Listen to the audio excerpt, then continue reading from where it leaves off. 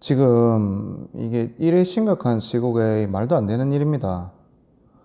이거 국가에서 어떻게 조치를 해야 하는 거 아닌가 모르겠어요.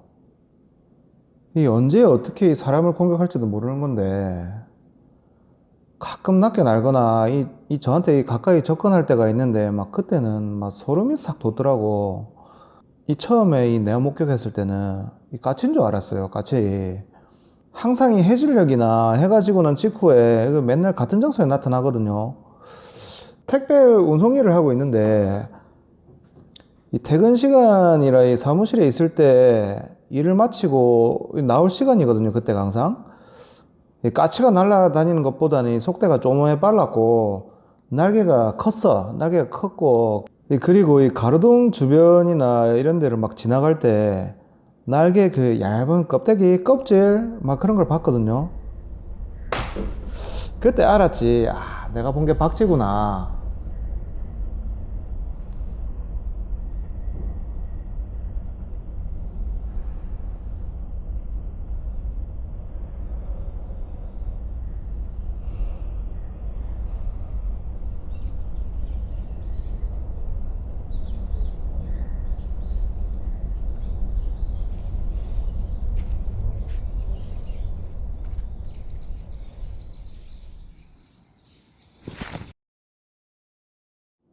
이게 몇 월인가요?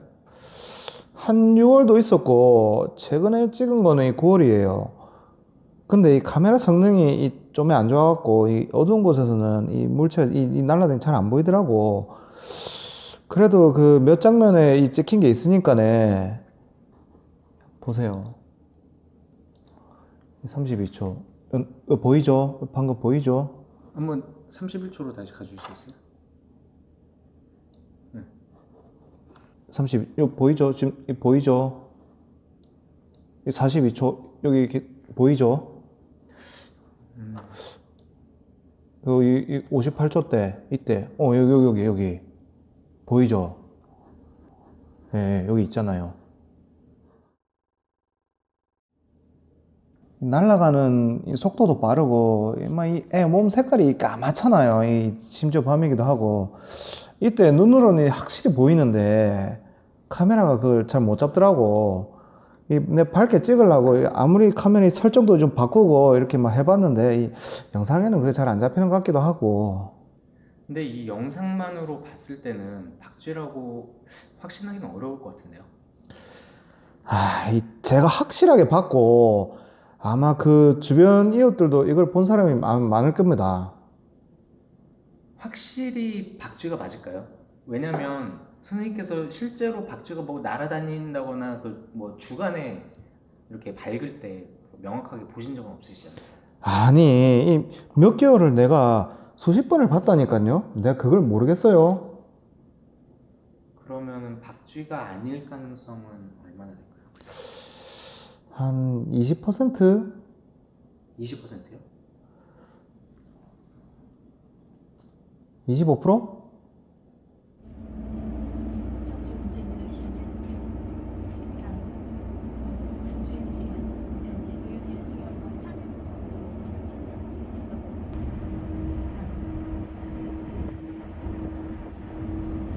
먼저 자기소개부터 해주시면 감사하겠습니다. 저는 이제 중국 연변에서 태어나서 원래는 이제 상하이 쪽에서 조그만 가게를 운영하다가 이제 어찌하다가 이제 잘 안 돼서 한국으로 가면 이제 돈을 많이 번다고 해서 넘어오게 됐습니다. 지금 살고 계신 지역은 어디시죠? 지금은 이제 신림역 원룸에서 혼자 지금 살고 계시나요? 아니 혼자는 아니고 이제 지인 이제 2명하고 같이 이제 한국에는 언제쯤 오셨나요? 한국말이 굉장히 자연스럽게 느껴져서. 한 15년 됐나? 10년인가? 2010년도쯤에? 그러면 꽤 됐네요. 네. 원래 한국말은 연변에서도 써서 그래서 이제 또 일을 또 하다 보니까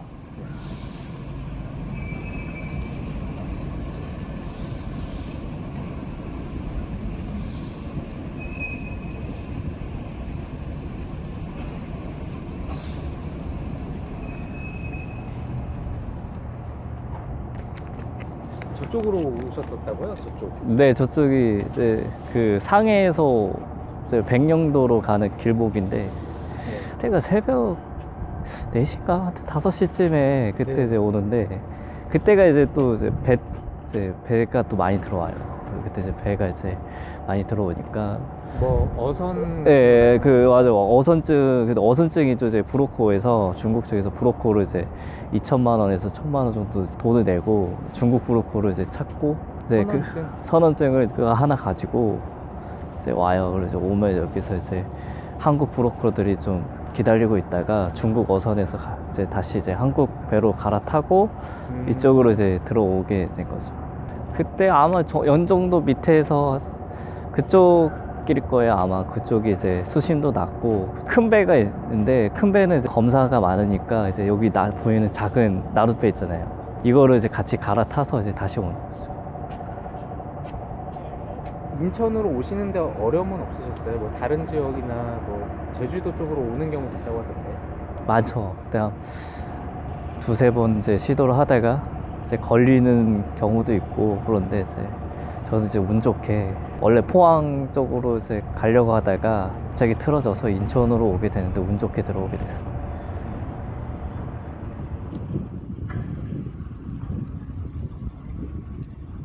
이건 지어낸 얘기가 아니라 진짜 우리끼리 알고 있는 그런 거고 코로나 있잖아요.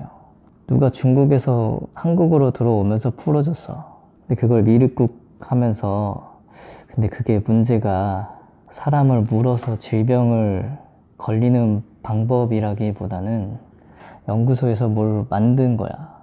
박쥐가 몸에서 만들어내는 어떤 물질이라든지 아니면 박쥐 몸에 무언가를 묻히는 방식인 것 같아요. 근데 그걸 박쥐한테 심어서 그 박쥐를 한국으로 가져오고 잔에다가 방생한 거지. 그러니까 공항이나 아니면 이제 합법적으로 들어오는 방법으로는 절대 할 수가 없는 거고. 근데 미륵국 하면서 그 박쥐를 들어왔다고 들은 게 2002년 봄이었나? 2002년이요? 아, 2020년. 근데 이걸 누가 들어오려고 시켰냐가 문제인데 뭐 개인이나 아니면 동물 키우는 그런 사람들 있잖아요. 독특한 동물 키우거나 그런 사람들을 위해서 가져온 게 아니고 좀 위쪽 사람들의 커넥션이 있다고 들었어요. 코로나가 이제 전 세계가 마비될 거라는 거 그리고 통제 수단으로 쓰였다는 거죠. 그 확실한 건가요? 이게 정치적인 목적으로 들어왔다는 이야기나 측근의 말이 진짠지 아닌지 이게. 그건 잘 모르겠는데 그게 사실 한국에 코로나 발병하는 데 영향을 줬는지 안 줬는지는 몰라요. 사람을 안 물고 자연에 방생한 건데 그게 뭐 공기 중으로 퍼져서 감염시키고 그러긴요. 근데 그럴 가능성을 배제할 수 없는 거죠. 아니면 전염병처럼 다른 동물한테 옮겨서 그게 사람한테 간 걸 수도 있고. 이건 제 생각인데 물론 뭔가 영향을 줬을 것 같아요. 일단 박쥐가 들어왔잖아요. 근데 종교처럼 그 부적 같은 아니면 그런 거 있잖아요. 굿하는 것처럼.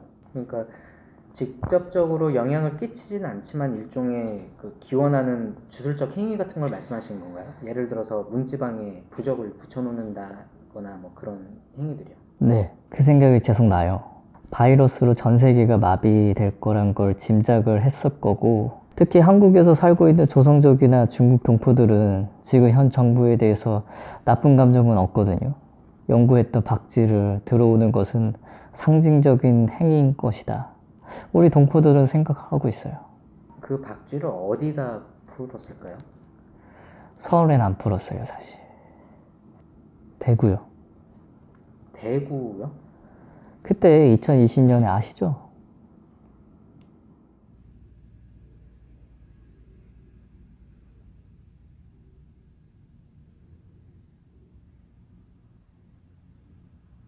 저는 충북 청주시의 사직동 쪽에 있는 영화사에서 출가를 했고요.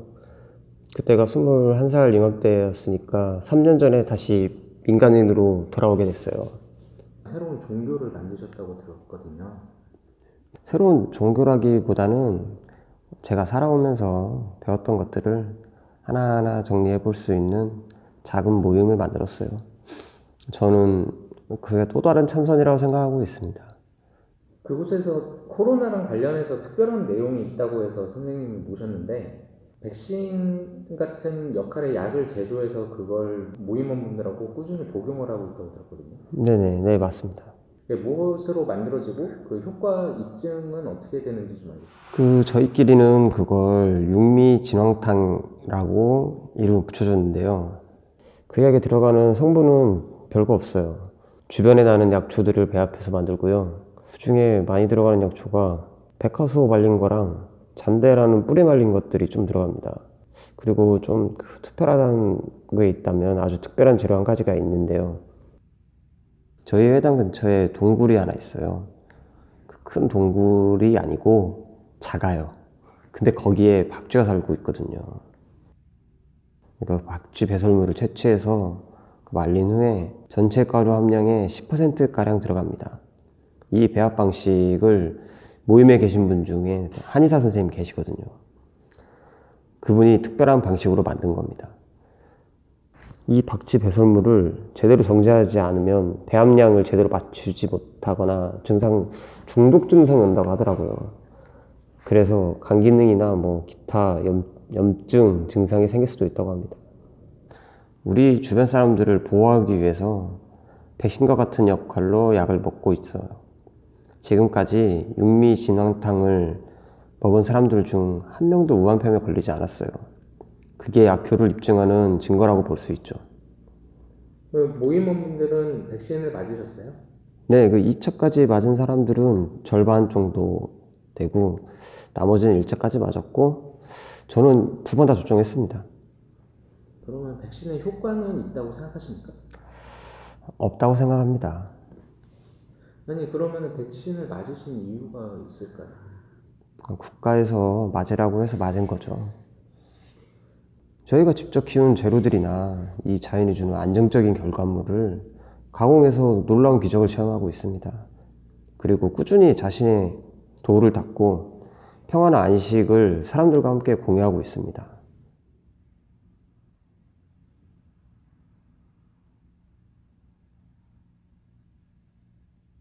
의심은 또 마음의 병을 낳습니다. 그리고 그 의심은 가슴 깊이 상처를 만들고 그 상처가 곪고 썩어서 자신에게 피해를 입힐 겁니다. 요즘 같은 시대에는 의심보단 존중과 믿음이 더 중요한 시기라고 생각합니다.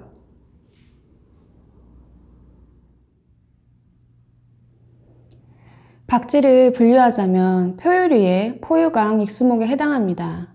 호주에 있는 과일박쥐처럼 초식성 체질이거나 작은 동물을 잡아먹는 박쥐도 있지만 우리나라에는 주로 곤충을 먹고 지내는 종들이 서식합니다.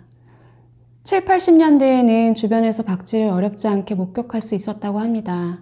하지만 다양한 산업개발로 인해 개체수가 줄어들었고 지금은 생태학적 가치로 인해 예를 들어 우리나라 서식종인 붉은 박쥐는 천연기념물로 지정되어 보호종으로 관리되고 있고 다른 박쥐들도 멸종위기에 놓여 있습니다. 박쥐는 사람을 공격하지 않습니다. 오히려 자신들의 서식지에 누군가 침입했을 때 도망가려는 습성이 강합니다. 혹시 박쥐가 사계절 내내 활동하는 동물인가요? 박쥐는 온대성 동물로 동면은 생존에 꼭 필요합니다. 특히 동굴에서 동면하는 경우가 많은데 온도와 습도가 사계절 동안 일정하게 유지되기 때문입니다. 11월 중순부터 여러 마리가 무리지어 체온을 유지하고 몇 달 동안 동면에 들어갑니다.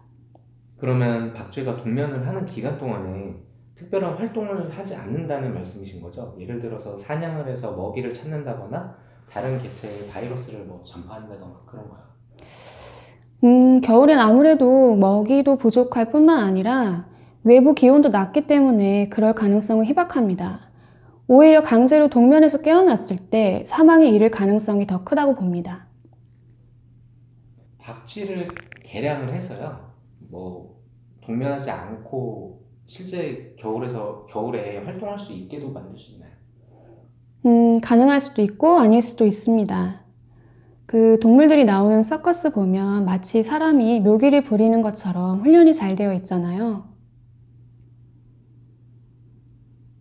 박쥐도 서커스에 나오는 동물들처럼 훈련을 시킨다면 자기가 가지고 있는 그 본능적인 동면의 행동을 무시하고 겨울철에 활동을 할 수도 있다. 뭐 이렇게 말씀하실 수 있나요? 그것은 실험을 해봐야 알 수 있는 일이라 확실하지는 않습니다. 하지만 가능성은 항상 열려 있습니다. 선생님, 박쥐는 인간한테 해로운 생물일까요? 아닐까요? 박쥐 그 자체로는 해로울 일이 없지만 그 어떤 상황에 놓이냐에 따라 해로울 가능성도 있습니다.